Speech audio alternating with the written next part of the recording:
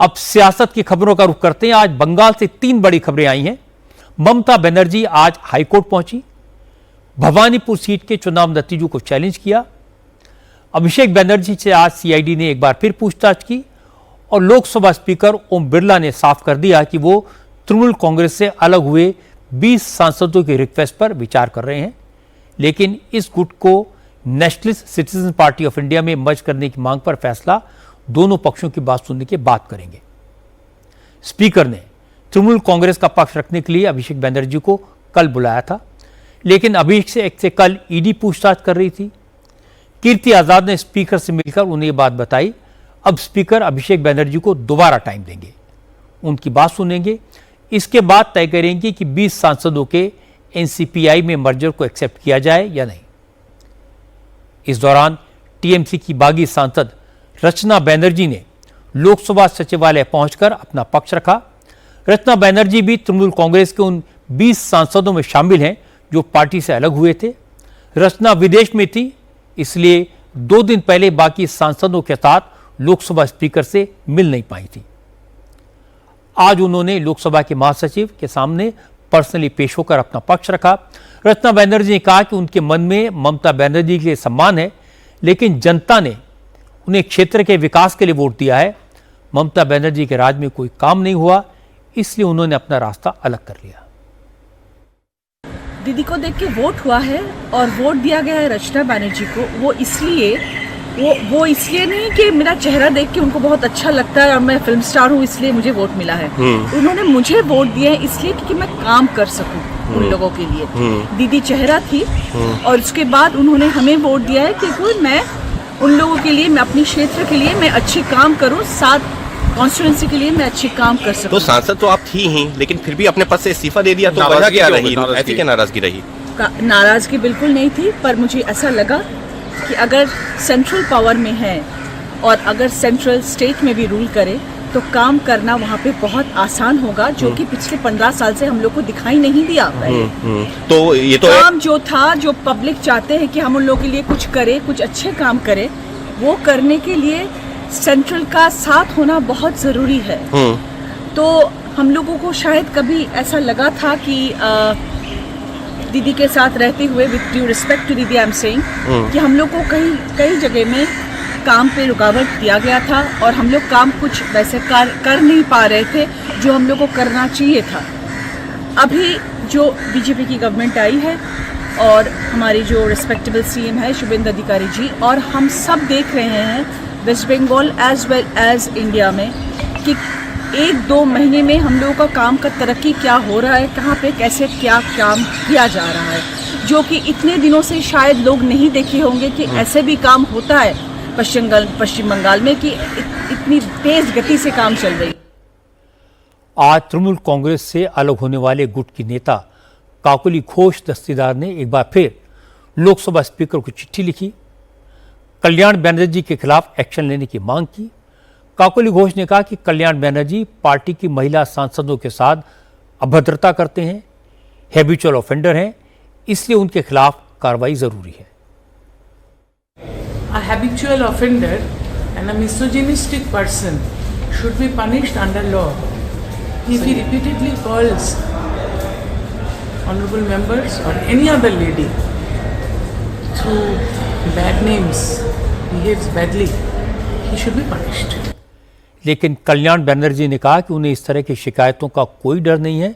सबको पता है कि काकोली घोष उनसे चिढ़ती हैं, इसलिए उनकी इमेज को नुकसान पहुंचाने के लिए बेबुनियाद आरोप लगा रही हैं। उन्होंने जो बोला है उसका बात तो ठीक है, बोल दी, जो बोलना है बोल दिया। हैबिचुअल ऑफेंडर, आपको कुछ किया है कभी? बोला है? अपमान किया है? आप बोलिए ना, आपको कुछ बोला है कभी? आपको कुछ बोला है कभी? आपको कुछ बोला है कभी? 45 years I mean legal profession, कभी कुछ नहीं बोला है। जो पार्लियामेंट में नहीं आता है वो हमको अगेंस्ट में बोल रहा है। Yes, personal bias. Kalyan Banerjee कह रहे थे कि काकोली घोष की शिकायत पॉलिटिकली मोटिवेटेड है और वो उन्हें राजनीतिक तौर पर नुकसान पहुंचाना चाहती हैं। कल्याण बनर्जी ने कहा काकोली घोष ने गलत नीयत से आरोप लगाए हैं और इससे होगा कुछ नहीं। कल्याण बनर्जी कोलकाता में थे, हाई कोर्ट से निकल रहे थे। वो ममता बनर्जी के साथ कोर्ट में मौजूद थे क्योंकि आज ममता ने भवानीपुर सीट के चुनाव नतीजों को कलकत्ता हाईकोर्ट में चैलेंज किया। भवानीपुर में शुभेंदु अधिकारी ने ममता बनर्जी को 15,000 से ज्यादा वोटों से हराया था। रिजल्ट आने के करीब 42 दिन बाद आज ममता बनर्जी खुद कलकत्ता हाईकोर्ट पहुंची और भवानीपुर के चुनाव में गड़बड़ी का आरोप लगाया। आज ममता जो हाईकोर्ट आई थी तो उनके साथ पार्टी के बहुत ज्यादा नेता नहीं थे। कुणाल घोष और डोला सेन जैसे कुछ 2-4 नेता ही दिखाई दिए। इंटरेस्टिंग बात यह कि 2021 में जब ममता बनर्जी नंदीग्राम में शुभेंदु अधिकारी से चुनाव हारी थी, तब भी उन्होंने कलकत्ता हाईकोर्ट में चैलेंज किया था, लेकिन उस पर फैसला अभी तक नहीं आया।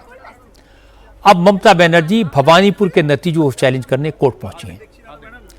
कल्याण बनर्जी ने कहा कि भवानीपुर में ममता को साजिश करके हराया गया। जो अफसर 2021 में नंदीग्राम में रिटर्निंग ऑफिसर था, उसे इस बार जानबूझकर भवानीपुर का रिटर्निंग ऑफिसर बनाया गया था। भवानीपुर में साजिश हुई, वो ये बात कोर्ट में साबित कर देंगे। After 12th round, her election agent and candidate herself, Mamata Banerjee, was beaten up and thrown away. Number one, these are the points are there. Number two, who is the RO? Who is the RO? He is the RO of Nondigram election in 2021. And again, he has been brought in 2026 as RO. And later on, he has been made a deputy secretary of the chief minister. And the chief election officer, who was the chief election officer? Immediately after election, he has been made chief secretary. There are so many allegations against them. Reasonable likelihood of bias are there. कल्याण बनर्जी कह रहे थे कि भवानीपुर में 12 round की voting के बाद polling agent और ममता बनर्जी को पीट कर बूथ से बाहर निकाल दिया गया था। उन्होंने ये भी कहा कि नंदीग्राम वाले आरओ को ही भवानीपुर में तैनात किया गया और फिर मुख्यमंत्री कार्यकाल में डिप्टी सेक्रेटरी बना दिया गया और इसी तरह मुख्य चुनाव अधिकारी को चीफ सेक्रेटरी बना दिया। दूसरी तरफ अभिषेक बनर्जी की मुश्किलें रोज रोज बढ़ती जा रही हैं। आज अभिषेक को फिर सीआईडी के सामने पेश होना पड़ा। इस बार अभिषेक से चुनाव कैंपेन के दौरान बीजेपी सपोर्टर्स को धमकी देने के मामले में पूछताछ हुई। यह मामला बीजेपी की शिकायत पर दर्ज किया गया है। आज उनसे करीब 6 घंटे तक सवाल जवाब हुए। अभिषेक बनर्जी से सीआईडी फर्जी साइन केस को लेकर भी पूछताछ कर रही है। अभिषेक बनर्जी 3 दिन से लगातार सीआईडी और ईडी के सवालों का सामना कर रहे हैं।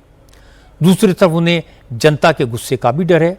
अभिषेक जहां भी जाते हैं वालों की भीड़ जुट जाती है, लोग अंडे और टमाटर फेंकते हैं। इससे बचने के लिए अभिषेक बनर्जी की सुरक्षा में लगे जवानों ने नया तरीका खोजा है। जब अभिषेक गाड़ी से उतरे, इससे पहले ही चारों तरफ सुरक्षाकर्मी छाता लेकर खड़े हो जाते हैं। अभिषेक खुद छाता लेकर गाड़ी से उतरते हैं, छाते को ढाल की तरह इस्तेमाल करते हैं। अभिषेक कल रात जब कालीघाट में ममता बनर्जी के घर पहुंचे, उस वक्त रात के करीब 10 बजे थे। उस वक्त भी लोग इकट्ठा हो गए, चोर चोर के नारे लगाए। अभिषेक छातों के पीछे छुपकर चुपचाप अंदर चले गए। अभिषेक बनर्जी के साथ तो सुरक्षाकर्मी रहते हैं, वो छाते तान कर उन्हें बचा लेते हैं, लेकिन तृणमूल कांग्रेस के स्थानीय नेताओं के साथ ऐसा नहीं है। स्थानीय नेताओं को जनता का गुस्सा झेलना पड़ रहा है। आज ही आसनसोल में तृणमूल कांग्रेस के यूथ लीडर सौमित्र बनर्जी को चुनावी हिंसा, तोड़फोड़ और पुलिस को धमकी देने के आरोप में गिरफ्तार किया गया। पुलिस सौमित्र बनर्जी को लेकर कोर्ट की तरफ जा रही थी, उसी वक्त कुछ लोगों ने उनके खिलाफ नारे लगाए और अंडों की बरसात कर दी।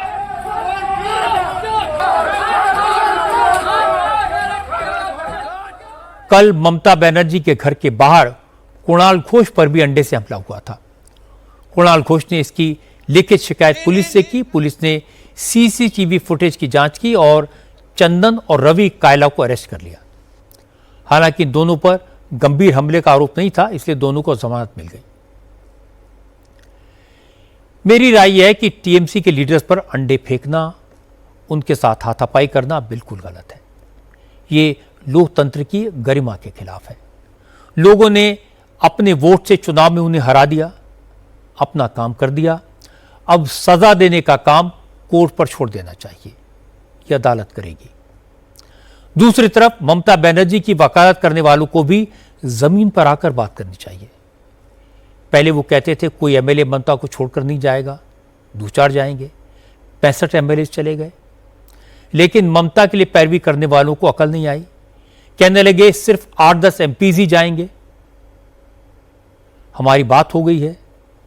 बीजेपी वाले 20 एमपीज होने का झूठा दावा कर रहे हैं। इस मामले में भी वो गलत साबित हुए। आज एमपीज की संख्या 20 हो गई। फिर कहा गया कि ईडी सीबीआई से डराया गया, ये बात भी गलत निकली। फिर कहा गया ये सारे के सारे डिस्क्वालीफाई हो जाएंगे। अब त्रिपुरा की पार्टी में मर्जर भी हो गया, जो लीगल टेक्निकल डिफिकल्टी थी वो भी दूर हो गई। अब हालात को कोसने के बजाय ममता बनर्जी और अभिषेक बनर्जी को आत्मचिंतन करना चाहिए, हार के कारणों पर विचार करना चाहिए और सोचना चाहिए कि उनके साथ ऐसा क्यों हुआ।